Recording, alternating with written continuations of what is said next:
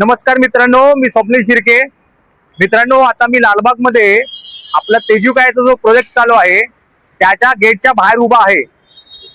हा व्हिडिओ बनवण्याचं कारण असं की सध्या मुंबईभर सगळीकडे रिडेव्हलपमेंटची कामं चालू आहेत, मोठे मोठे टॉवर होत आहेत आणि या कॉन्क्रिटीकरणाच्या जंगलामध्ये मुंबईमध्ये काहीशीच मोजकी झाडं आता जिवंत राहिलेली आहेत। तसंच लालबाग मधली ही अशी मोठी मोठी जी 30-30 वर्षापूर्वीची झाडं आहेत त्यांची आपण महानगरपालिकेने अजूनही देखभाल घेतलेली नाहीये, परंतु महानगरपालिकेने ह्याच्या सिक्युरिटीसाठी बाजूने कठडे उभे करणे खूप गरजेचं होतं, परंतु हे कठडे अशा प्रकारे पूर्णपणे कोसळलेले आहेत आणि झाडाचं संरक्षण इथे मोठा विषय इथे गंभीर उपस्थित झालेला आहे।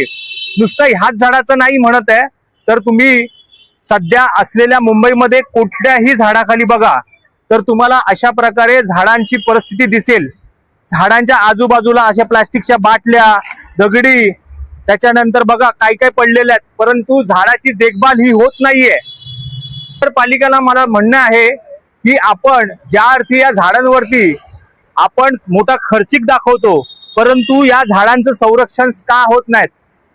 मी महानगरपालिका तसेच स्थानिक प्रतिनिधी यांना मी विनंती करतो की ही जी काही मुंबईमधले या कॉन्क्रिटीकरणाच्या जंगलामध्ये ही अशी काही जुनी झाडं आता राहिलेली आहेत, कृपया त्याची तरी काळजी घ्यावी आणि या झाडांना लालबाग परेलमध्ये असलेली ही सर्व झाडं वाचवावीत ही विनंती करतो आणि ह्यांना योग्य ते प्रोटेक्शन मिळावं, योग्य ते पाणी मिळावं आणि ही झाडं जी आपल्याला श्वास देतात ही वर्षानुवर्षे जगून देत हीच मी महानगरपालिकेकडून आशा करतो।